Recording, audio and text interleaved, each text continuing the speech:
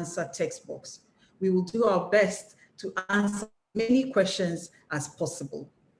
I would also like you to know that the webinar is being recorded and it will be available in English after the event. Welcome once again. My name is Georgette SAKYI-ADO. I am president of the Association of Women in Mining in Africa. AWIMA is the continental body advocating for the full participation of women in the mining sector in Africa. ASM is largely about informal mining activities using low technology or minimal machinery, and most prevalent in developing countries. ASM is said to employ about 42.6 million people. That is how many people around the globe that are participating in ASM.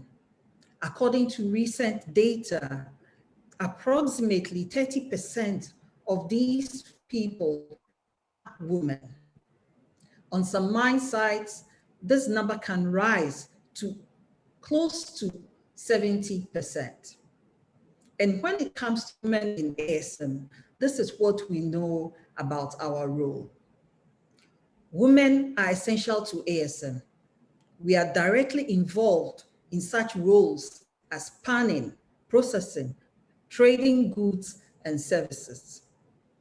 Women have great potential as economic and political actors in the sector. Women in ASM are confined to the low-paying jobs and are absent from decision-making. We disproportionately face discrimination and gendered violence, and often lack access to financing and resources. The ASM sector cannot be sustainable without women and men equally empowered to participate and determine their own futures. Unfortunately, well-intentioned processes to improve how natural resources are managed can lead to unintended negative consequences for women and amplify the existing inequalities which current initiatives fail to acknowledge. A lack of gender-sensitive approaches across the sector leaves women vulnerable, particularly in areas where security and human rights are at risk. I would like now to start the webinar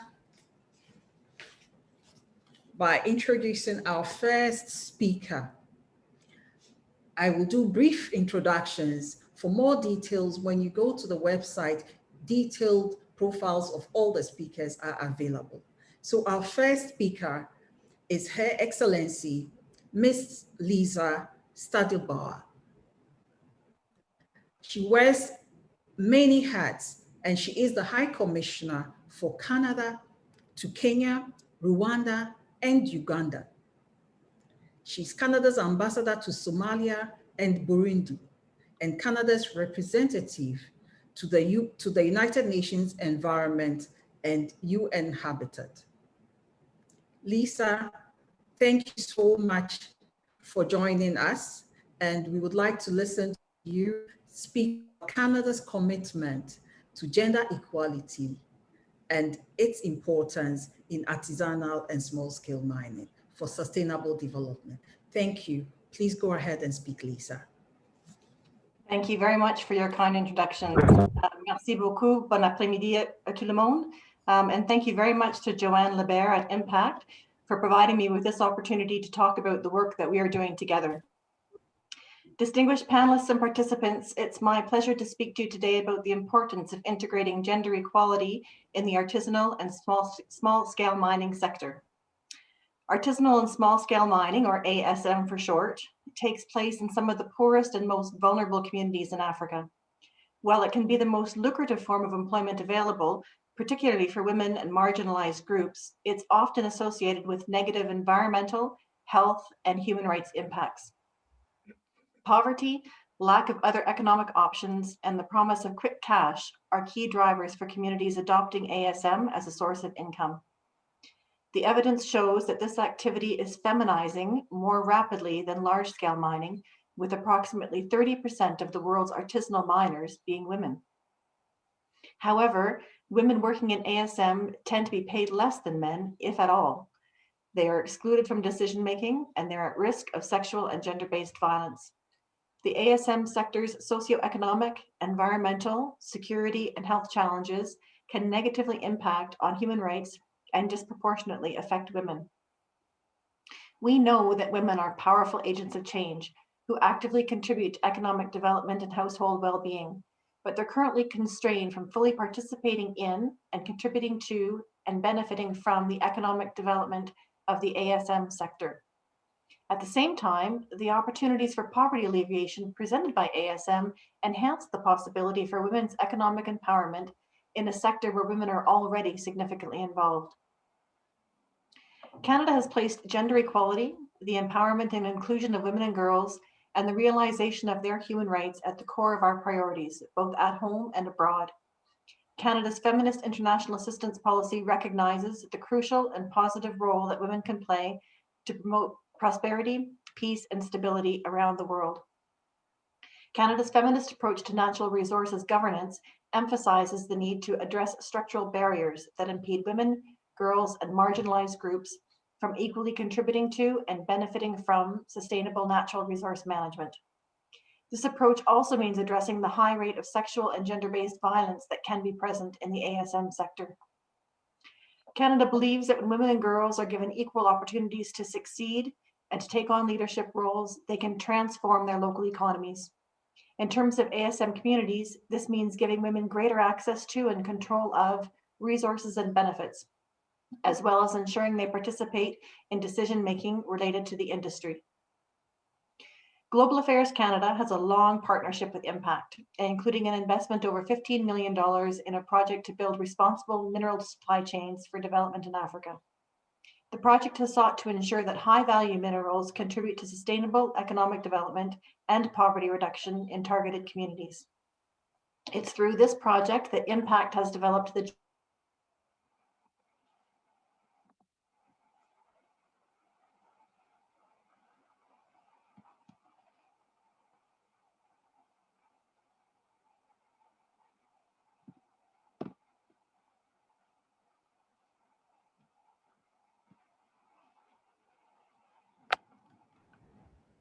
Hello? I think we might have lost her.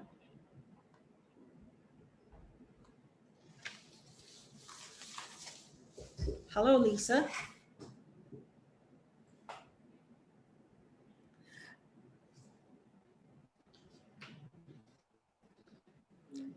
I'd like to call on Marie Rose.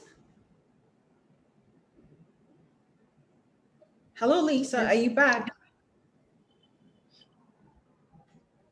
Yes, I'm back now. Okay, thank you. I don't know where you lost me, but I'm back. Mining teams made up uniquely of women now sell gold, accompanied by paperwork proving that it's free from conflict, human and women's rights abuses, and corruption. Women in these communities are changing the perception of women miners to ensure their active contribution to the local economic development is recognized. They've even created the first association of women artisanal miners. Having grown to over 350 members in less than a year, this group promotes conflict mediation and security in mining communities. Canada is also funding Impact's Gender Equality and Women's Empowerment Project in the DRC, Uganda, and Zimbabwe. The project has also applied the Gender Impact Assessment tool to ensure that mining is carried out in ways that do not negatively impact women and that women are empowered to articulate and defend their concerns. Global Affairs Canada is equally working to strengthen governance of natural resources through international partnerships, including the Intergovernmental Forum on Mining, Minerals, Metals, and Sustainable Development, or IGF, to which we are a lead donor. With 76 member states, including many African states, the IGF provides countries with technical advice on better managing ASM by improving regulatory frameworks, transparency, and environmental and social impacts. Moreover, we're part of the World Bank's Extractive Global Programmatic Support Trust Fund, which is helping countries manage their natural resources so they're used sustainably and transparently to reduce poverty and boost economic growth. Closing the gap in gender equality and the empowerment of women and girls and extractives requires concrete and targeted actions from all of us. This work is critical to achieve the SDGs, especially those related to gender equality, decent work, poverty reduction, and economic growth. Canada strongly believes in the importance of forging partnerships to share best practices, lessons learned, and resources such as this gender impact assessment tool, which we hope partners can adapt for their own use and disseminate more broadly. I look forward to today's discussions and to learn more about the experiences of Impact and their partners on gendered approaches to ASM and how the gender impact assessment tool can enrich all of our work. Thank you very much for joining us today, et merci beaucoup. Thank you very much, Your Excellency. We will be back to you with lots of questions. I'd like to go back. I'd like to invite Dr. Marie-Rose BASHWIRA. She is an associate professor at Université Catholique de Bukavu in the Democratic Republic of Congo. And she is a visiting scholar at Erasmus University in the Netherlands. She's also the scientific coordinator of the Research Center on Gender and Bukavu in the DRC. Dr. BASHWIRA has profound experience in ASM formalization and of the challenges women face in the sector.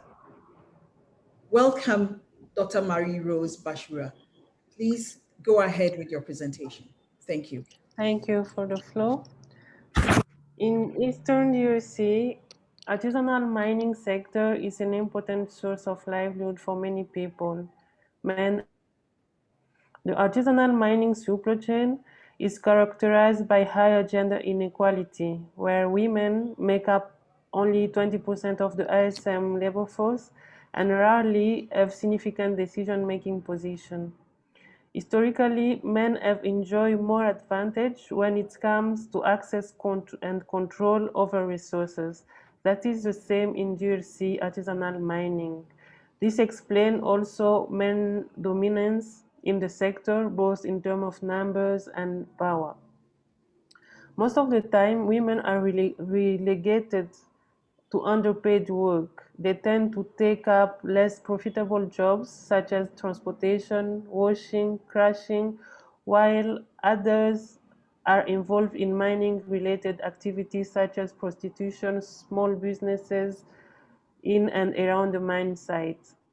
Some colleagues from CGMI, Centre de Gestion Minière, here in Bukavu, have made some comparison between the earning of women and men. They have concluded that a woman can earn between $40 to $120 per month regarding the position she has along the mineral supply chain, which is far less than the average male workers, who can earn up to $327 per month in the gold mining and $187 per month in the treaty minerals. Very few women manage to save money from their activity, for their mining activity, and consequently, they face many challenges and barriers in their effort to access better position in the mining supply chain. As a result, their presence in the mining sector is almost invisible and their work is less considered, even underestimated. In some mines, the fact of not being recognized means that women are completely excluded from the sector, and with the formalization, many of them are not identified as actors and must therefore renegotiate their access to the mines. Regardless of the challenges they face, and though the statistic figures are not well known for the DRC, women are nevertheless working in and around the mines. The reason for them to come in the mining are various. In the case of the DRC, for example, maybe it is the same in elsewhere, women may engage in the mining sector either for opportunity or for survival.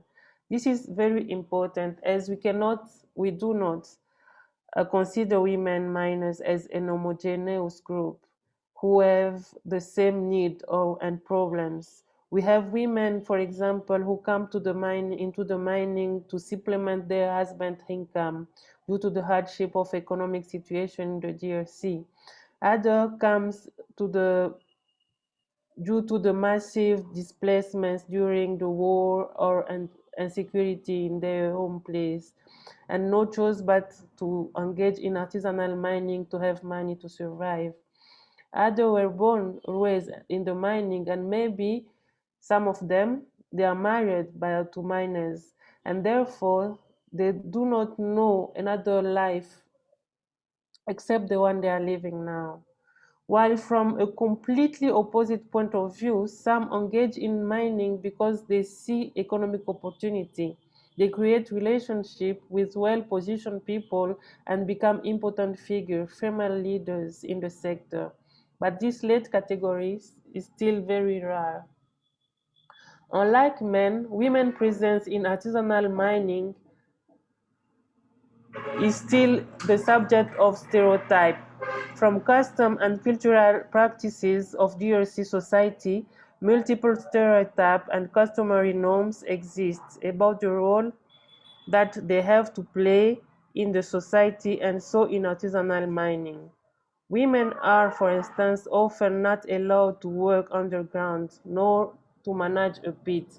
And if they do, they have to rely on a male manager for help. If a woman does work in the mining and get a good position, she is mostly considered as disturbance for men. They may call her names. Some even no longer consider her as a woman, say that she is a man, and doubting about her femininity even in her household. Not going too far in the discussion, I can conclude that the position of women has had some progress, not negligible, following the different awareness and awakens that bring NGOs working in this sector. But much remains to be done, as many women continue to suffer from marginalization and stereotypes. From a local point of view, through the formalization of the sector, women have organized themselves into different groups so that they can have access to the mining and help each other. Though many of these groups are not yet official due to the lack of resources of the member or knowledge on the procedure, but at least they have this will of improvement. Thank you for joining us this afternoon. Merci beaucoup. Thank you very much, Dr. Marie-Rose. Very, very interesting practical experiences that we can relate to. Well, I can relate to hearing these stories all over. We will come back to you on that in the sector, as well as some positives that we have been able to achieve later. But for now, I'd like to move on to Mr. Gerard Burundi. He is the coordinator of the Natural Resources Unit in the International Conference on the Great Lakes Region, the ICGLR. He will be speaking to us on what his organization has done and is doing in this area. The challenges of member states as well, he will touch on that as well, and also give us some insights on policy and practical guidances that's for mainstreaming gender for policymakers. Gerard, over to you, and welcome.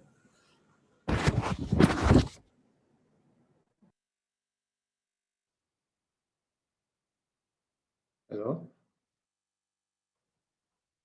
Hi, can you hear me? Yes, please okay. Go ahead, Gerard. Good. Please go ahead. Thank you. Yeah, thank you so much, the moderator. And first of all, let me extend my and my gratitude to the organizers of this webinar for inviting me to speak. First of all, let me introduce my intervention by recognizing the long-term partnership we've had with Impact, the former PAC, in the implementation of the 6 tools of the SGR Regional Initiative of Natural Resources, specifically the regional database on mineral flows, which is also one of the components of the main, or the flagship of the Natural Resources Initiative, the regional certification mechanism. We are therefore glad that our partnership with Impact has so far achieved very tangible outcomes, particularly the successful development of a very complex but professional regional database. Coming back to this topic of the session, let me first extend my congratulations to Impact for the development of the toolkit, which will definitely be of great use by other stakeholders. Of course, at the SGR, we have many reasons as to why the toolkit will be useful. First of all, as most of you might be aware, the mining sector in the Great Lakes region is more than 90% artisanal or small scale. So the relevance of this toolkit, but more important, as the development of the toolkit was greatly inspired by the lessons and experiences gathered by Impact in the Great Lakes region, such as DRC and Uganda, we believe that the toolkit fits well in the Great Lakes region context. I would also wish to express our interest to work with Impact on joint projects on gender equality or mainstreaming in the mining sector in the Great Lakes region. With regard to what SGR has done or is currently doing or planning to do in the near future, first of all, the gender dimension has got a great attention within the SGR, though from the gender-based violence perspective. In fact, with the pact of the SGR signed by member states in 2006 to establish the SGR, there is a whole protocol on prevention and suppression of sexual violence for women and children. A whole department on gender, women and children has been established within the SGR Secretariat to coordinate the implementation of the protocol in member states. It is indeed in 2011 that gender dimension was brought into the Natural Resources Initiative framework, when a special summit of ICGR heads of state directed the ICGR Secretariat to strengthen the interlinkages between the Regional Initiative on Natural Resources and the Regional Initiative on Sexual and Gender-Based Violence by supporting member states to mainstream gender aspects into their national policies on the natural resources sector and foster regional exchange and cooperation for sustainable development of the natural resources sector. As a result to that directive, in 2012, the SGR developed guidelines for mainstreaming gender in the mining sector. Later, between 2016 and 2017, member states appointed gender focal points within their ministries in charge of mines. These are our immediate interlocutors when it comes to issues related to gender in mining in the ministries in charge of mines. In 2017, we organized 2 training workshops on gender mainstreaming in member states, national policy of the mining sector in Kigali and Kinshasa. Later, and in the same year, an assessment study on gender in mining sector was conducted in Central African Republic and Rwanda. And after that period, based on these information we've gathered from this study. Since last year, 2020, we've been planning to review the guidelines for gender mainstreaming and proceed with support for member states to include them in their national policies. We still have that plan for this year, 2021 and beyond, because last year it wasn't that easy to implement what we had on our plan due to the COVID-19 situation. So in terms of challenges, we've, especially through the study we conducted in these 2 sample countries, we realized that there is lack of dedicated institutions in member states for integration of gender dimension in actual mining activities. We also realized that there are several social cultural barriers related to beliefs, where, for example, which lead to denial of women in mining areas. For example, some of the beliefs that a woman can, if a woman visits a mining pit, then there is more chance that the miners will not get minerals when they get to dig. And also we also ask that because of these social cultural barriers, women are considered inferior in the mining areas, or even they're considered fragile. They think that they cannot perform efficiently as men. And sometimes we find that even among some decision makers, there are those who may have similar beliefs, and this becomes a very serious barrier to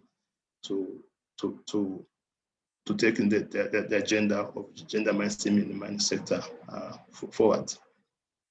I will stop by there, and then I will be happy to answer to any questions. Thank you so much.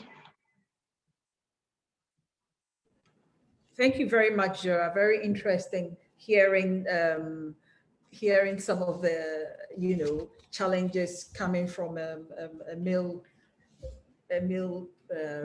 participant. Thank you very much. Would like now to move to Ms. LYNN GITU. Ms. LYNN GITU supports impact work in gender equality, mineral certification, and due diligence in the Great Lakes region. She liaises with International Conference of the Great Lakes region, secretariat staff, and government officials to carry out stakeholder sensitization and to coordinate capacity building and technical training. LYNN is a legal professional with an emphasis in social justice. She specializes in conflict analysis, policy analysis, women's empowerment, and natural resource governance. LYNN holds a Bachelor of Law degree from Makerere University in Uganda. LYNN will be speaking about impacts work, the gaps, and why they sought to support mining reform and integrating gender equality and sustainable development. She would also enlighten us on the development of the tool in DRC and Uganda, and how we can adapt different tools to the ASM sector, and how the tool can be used in Uganda and more regionally as well. And she would also speak on how women are an integral part of the mining value chain. So LYNN, not to take too much of your time, I'd like you to go straight to it. Thank you for joining us. Thank you, Josette. And I hope I can be heard very well. To get right into it, Impact, which is formerly Partnership Africa-Canada, has been working at the Great Lakes region of Africa, within the Great Lakes region of Africa, and specifically within the Democratic Republic of Congo since the year 2000, which this year makes it a little over 20 years. In more recent times, with the support of Global Affairs Canada for the last 7 years, Impact has been working closely with the governments, relevant civil society organizations, and ASM communities of DRC and Uganda. Our main goal in this time has been to support these stakeholders to build responsible mineral supply chains in these two countries and across the Great Lakes region. We have in this process, therefore, seen firsthand the gaps that exist in regard to the integration of gender equality and sustainable development in projects and regulatory reform processes within the mining sector. Some unintended consequences of well-intentioned policies that do not take gender into consideration that we have seen are as follows. One, many times during ASM, artisanal and small-scale mining formalization processes, there is requirement for legal registration of associations, and that usually leads to exclusion of women miners because this legal registration usually happens very far from their mining sites. It also requires money that is usually not within access for these women miners. Also, sometimes during formalization processes in some of the countries within the Great Lakes region, there is requirement for access to land, like ownership of land to be able to get mining rights. And as we know, in many of these ASM communities, often women do not have legal ownership of land and therefore cannot make decisions where land is concerned. Additionally, within the DRC, where Impact's Just Gold project has been implemented, one of the unintended consequences of building responsible mineral supply chains through certification and traceability has been the lowering of incomes for women, whilst those for men increased. Impact has seen that women are an integral part of the value chain. They're not just there to help men.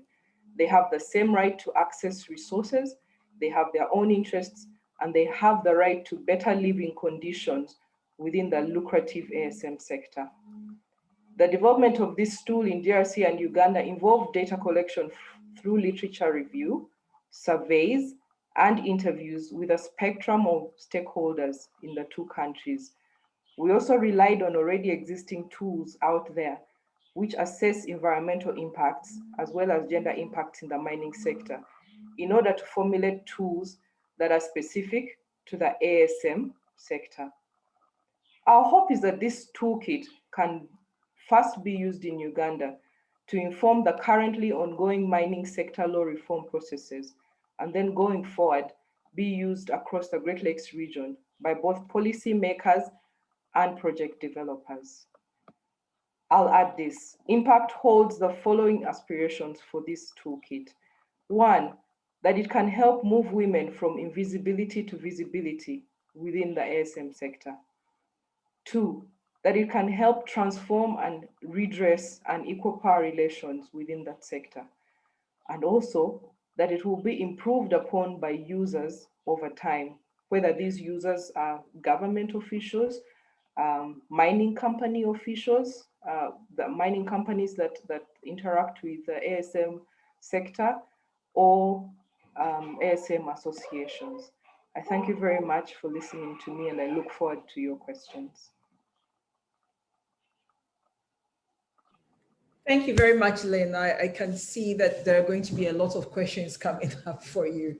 Thank you, very interesting. And so now I'd like to move on to our next speaker.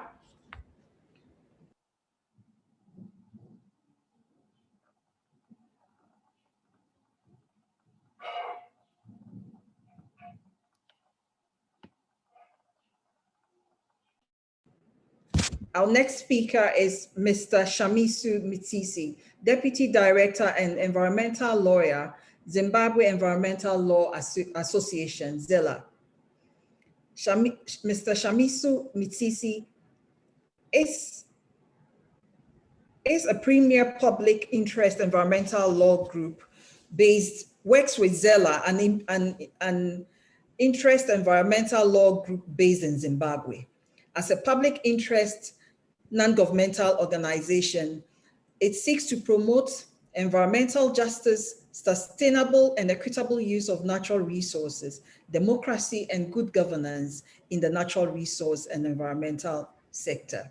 Welcome to this discussion, SHAMISO, and we are looking forward to listen to you speak about the importance of such a tool, and and drilling down to local, as in Zimbabwe as well. What kind of gap exists, and how can this tool help fill that gap?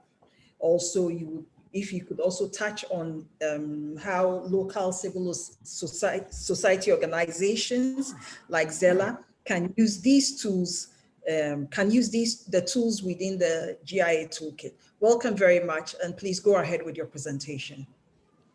Thank you very much, and thanks to Impact for inviting me to this very exciting event and process.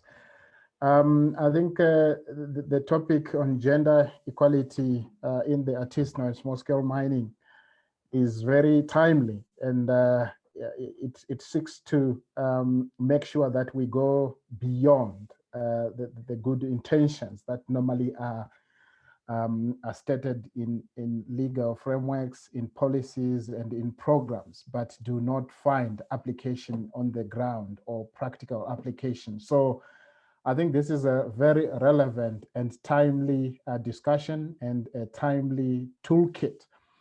For me, the idea of integrating gender equality in the ASM sector when it comes to projects and policies and also empowering women is quite important because this is an issue that we have been grappling with in terms of how do we make sure that the women benefit, how do we make sure that the marginalized groups benefit from government, for example, initiated programs or NGO initiated programs that we reach the people who are affected, for example, by mining. So in Zimbabwe here, most of the problems that have already been stated by Ambassador Lisa, for example, by Rose, Gerald, and LYNN, the problems are the same, but they may differ here and there because of country context. But here in Zimbabwe, we've had a situation where there is limited, specific, useful gender approaches and tools in the artisanal and small-scale mining sector. So except a very few actions by different civil society groups as well as government. But these actions are not clearly defined in terms of a useful toolkit, such as the one that we are talking about, which is the GIA here. So the tools aimed at promoting equality, non-discrimination, and defining gender roles, human rights, the rights of women, and marginalized people in government programs, CSO programs, and policies and legislation is such a tool is quite important to apply in any country context. And I think the absence of such a tool in a country like Zimbabwe shows that there is a gap that we should be addressing. So when it comes to the issue of the application of the toolkit, what are the opportunities in Zimbabwe? This tool points out some of the key problems in the ASM sector. It clearly defines those problems. So it's important, it's relevant. Talk about the low-paying jobs, talk about exclusion of women, for example, from government structures, decision making, and from leadership positions. Here and there, we have situations where women are leading, but it's not enough. And then also even the problem of access to finance. I could hear from the other country experiences, issue of access to financing, capital, and the harmful customs and practices. For example, here in Zimbabwe, we have a situation where Some women might be disinherited from claims used to be owned by husband. Husband passes away, and then the woman is disinherited, maybe by close relatives or by politicians or by powerful gangs, especially in the gold sector. So those are the kind of problems that we should be dealing with. Those are the kind of problems that a toolkit like this should be able to profile whenever there is a proposed program, maybe by an NGO or by government. But what I also wanted to point out is that in Zimbabwe, we have had a situation where some special programs might be started by government, say provision of loans or provision of capital for women by government. The challenge in most cases is those kind of problems may not benefit the people who deserve, the women who deserve, but may benefit a particular constituents of women, maybe who belong to a certain political party. So that means deserving cases do not get those kind of that kind of support. And a toolkit of this nature should be able to then identify that kind of problem and recommend ways of addressing them. And then what is also important about this toolkit, just looking into the situation in Zimbabwe, is it may facilitate consultation and participation of women, and it will ensure that at least we are able to predict and assess the potential impact, be it positive or negative, of particular programs. And then the other aspect I like about this tool in the context of Zimbabwe is that it has got a broad definition of a project or even the policy. So it's quite enough to capture the full spectrum of the processes. And it's clearly stated that we are talking about whether it's a program started by an NGO, a program started by a government, a policy framework, or proposed law, or proposed intervention or regulation. So it's broad enough to capture all situations where women are likely to be excluded. So that's quite important. And then I think the tool in Zimbabwe will definitely be timely because there are certain programs that are already being implemented, like I mentioned earlier on. For example, we have an ongoing Mines and Minerals Amendment Bill, and that process is a legal reform process that a tool of this nature can be used to influence and to identify and to do gender proofing to see if that bill is likely to advance gender equality. Then we have lots of other programs, for example, equipment support by government to the artisanal and small-scale mining sector, where we need to assess. And then even women in mining programs. And there are lots of associations that are also emerging, women-led associations in Zimbabwe. And we need to analyze them. We need to analyze the processes related to decision-making, inclusion, non-discrimination in those kind of situations where women's associations are formed. Even the issue of licensing as well, formalization of ASM is very important. Gold buying policies that are often changed here in Zimbabwe. We need to identify what are the potential impacts of those policies when it comes to marketing of gold. And then an aspect like criminality, law enforcement. Is there opportunity for women to be able to report cases of abuse, cases of violence to the police? Because we've had situations where violence has taken lives in Zimbabwe, especially in the gold mining sector, and we need to assess. So a tool of this nature will be timely. And that also includes the aspect of COVID-19. Definitely safety and health related programming is key. Now, when it comes to how civil society groups can make use of the toolkit? I think the first idea could be actioning and piloting the GIA toolkit. And this could be a major role for NGOs, administering the questions and customizing the toolkit itself so that it's applicable to the situation in Zimbabwe. And then also possibly integrate it into ongoing gender programs by NGOs, by CSOs, and by government. So it's quite important that there's fertile ground for application of this toolkit, especially by NGOs. And then remember, I also talked about the Mines and Minerals Amendment Act, which is a legal reform process. We can make use of the toolkit. And the other aspect is basically to popularize it and learn some lessons from other countries. DRC, for example, how they have applied it, and other countries, and see what kind of results we can obtain on the ground. And then applying the GIA toolkit in across different mineral value chains, whether it's in the gold sector, in the diamond mining sector, where a lot of violations are happening in terms of human rights in the diamond mining sector.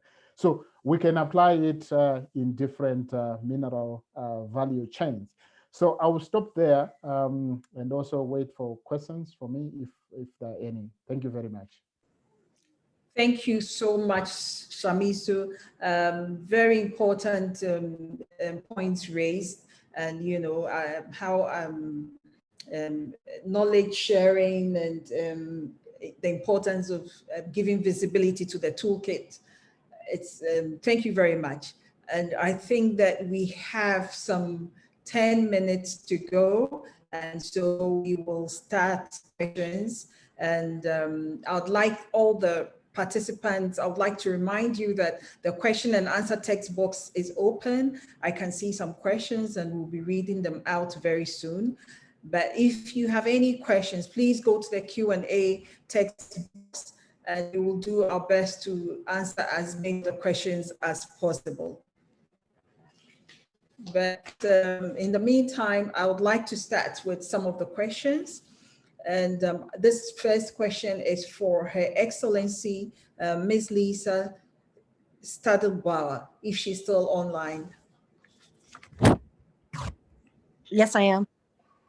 Okay. I don't think I look like me anymore. I've had to go onto another device, but I'm here. It's okay. Thank you for being on. I have a question here for you. It says Canada signed in April 2019 at the OECD 13th Forum on Responsible Mineral Supply Chains, the stakeholder statement on implementing gender responsive due diligence and ensuring the human rights of women in mineral supply chains. How will this commitment to apply a gender lens to due diligence and responsible mineral supply chains influence Canada's investments efforts in aid and international trade? Well, I think it's fair to say that that brings together some of the most important priorities that we have as Canada. We have been a long-time supporter of human rights, and all of our foreign policy has human rights protection and promotion at its heart. And so what this does is adds an additional gender layer to that. And right now, you know, we have a feminist prime minister, we have a feminist foreign policy, we have a feminist international assistance policy. And what that means in practice is that we're really putting women and girls at the heart of everything that we do, whether it's in international development or in creation of our foreign policy objectives, or even in international trade. So when we're negotiating new trade agreements, for example, we always want to make sure that there's a gender chapter that talks about how countries are going to work to involve more women in trade and make sure that they're benefiting from, that they're also reaping the benefits of trade. And when it comes to due diligence, you know, it's really important to us as Canada that our Canadian companies, when they're working abroad, are behaving in ways that make us proud. And if they are not, there can be repercussions for those countries at home as well. So I think really that statement at the OECD just kind of brings together some of these themes that are so important to everything that we're trying to do as Canada, both internationally and abroad.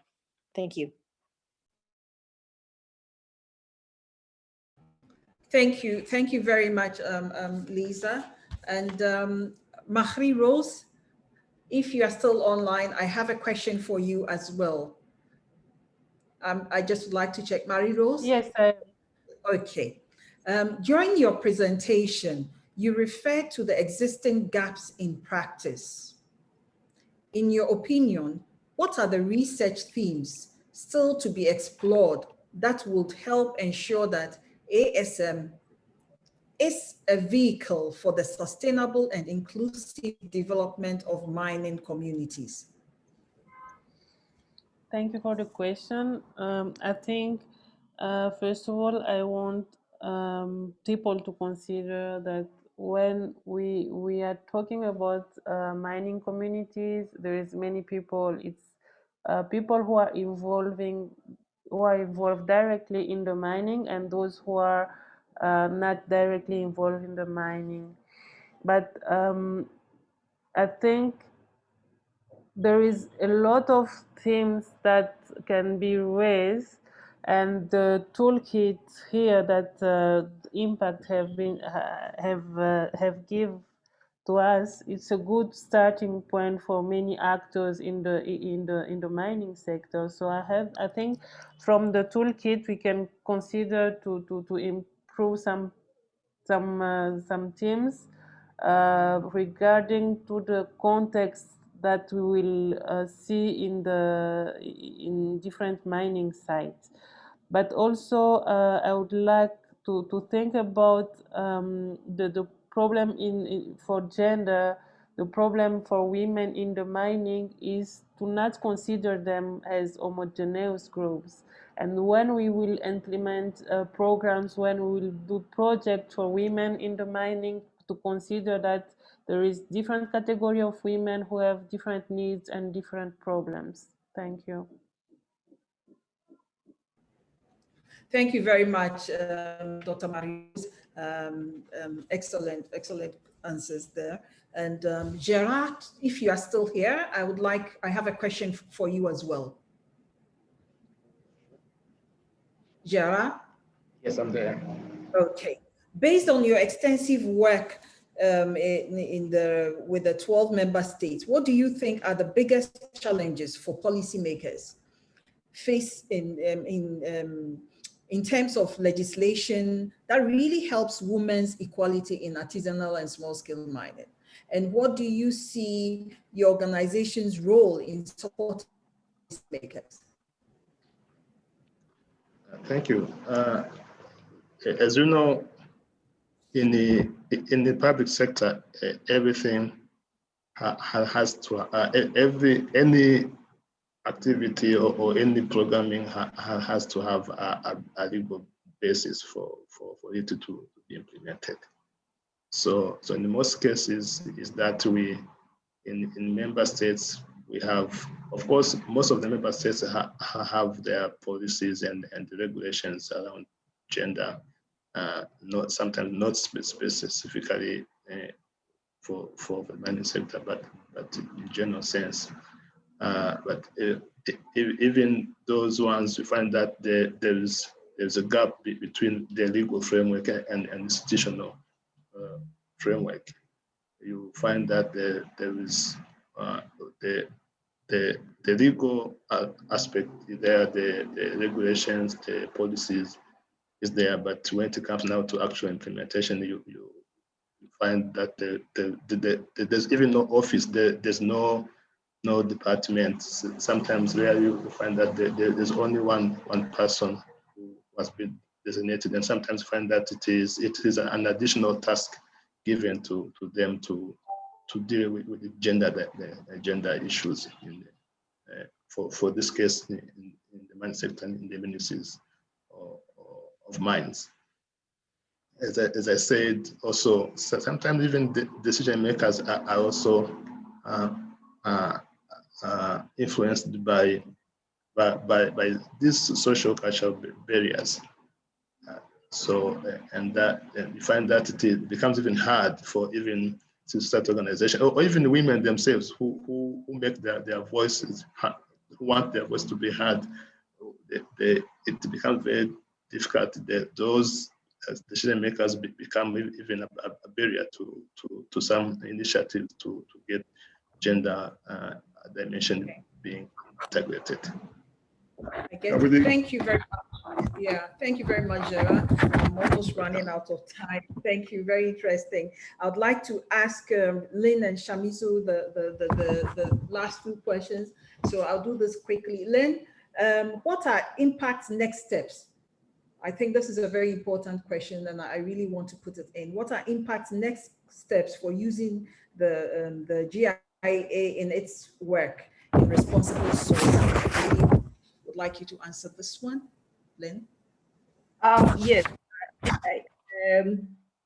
Our next steps, really, for starters, is integrating the use of this tool within our project, which is currently being funded by Global Affairs Canada, which we have titled Digging for Equality, looking out for gender equality and women's empowerment within the ASM sector in Uganda, DRC, and Zimbabwe.